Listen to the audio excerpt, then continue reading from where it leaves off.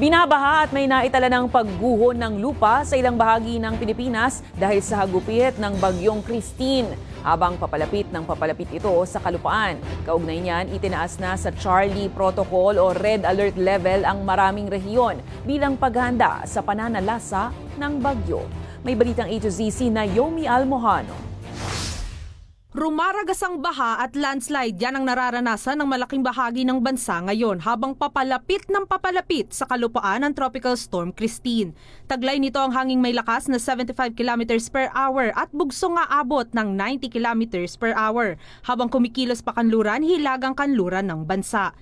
Itinaas na sa Tropical Cyclone Wind Signal number 2 ang Catanduanes, eastern portion ng Camarines Norte, eastern portion ng Camarines Sur, eastern portion ng Albay, eastern portion ng Sorsogon, northeastern portion ng Northern Samar at northern portion ng Eastern Samar. We are expecting po, according to Pag-asa, baka ang landfall niya is somewhere between Aurora or Isabela or Cagayan. Nangangamba naman ang karamihan sa pananalasa ng bagyo lalo't halos matabunan na ng cloud band nito ang buong Pilipinas ayon yan sa satellite image ng Pag-asa. Itinaas na ang red alert level sa maraming lugar kung saan mahigit 21,000 barangay na sa bansa ang inaasahang maapektuhan, mas marami sa initial projection na 18,000 nitong Lunes. Nagdeklara naman na ng state of calamity ang probinsya ng Albay matapos ang malalakas na pag-ulan na nagdulot naman ng pagbaha at landslide.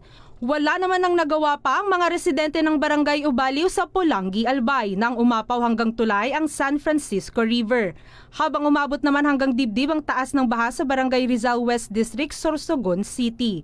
Sa Camarines Norte naman, nagmistulang waterfalls ang hagdan ng Jose Panganiban Elementary School dahil sa walang tigil na pag-ulan.